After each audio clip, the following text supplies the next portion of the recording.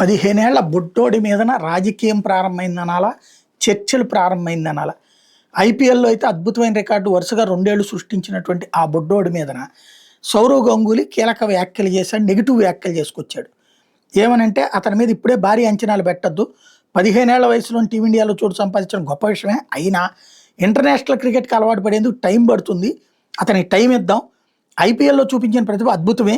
విదేశీ పిచ్చుల మీద పరిస్థితులు భిన్నంగా ఉంటాయి అని చెప్పుకొచ్చారు. మరోవైపు దక్షిణాఫ్రికా దిగ్గజం ఏబీ డివిలియర్స్ మాత్రం వైభవ్ తన ప్రతిభతోనే భారత్ జట్టులో స్థానం సంపాదించుకున్నాడని చెప్పుకొచ్చారు.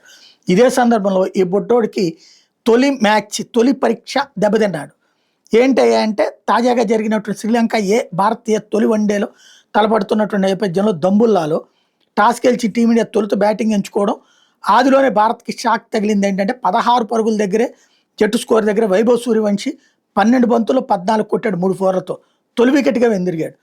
మరోవైపు మహమ్మద్ సిరాజ్ బౌలింగ్లో సహాన్ అరక్చేకి క్యాచ్ ఇచ్చి వెందిరగడం ఒక ఎత్తు అయితే, ప్రభు సిమ్రాన్ సింగ్ కూడా ఐపీఎల్లో అద్భుతమైనటువంటి కొట్టినటువంటి వాడు కాస్త 2కే ఫెయిల్ అవ్వడం అన్నటువంటిది. ఐపీఎల్లో అద్భుతాలు చేసిన వాళ్ళు ఇక్కడ దెబ్బతిన్నారు.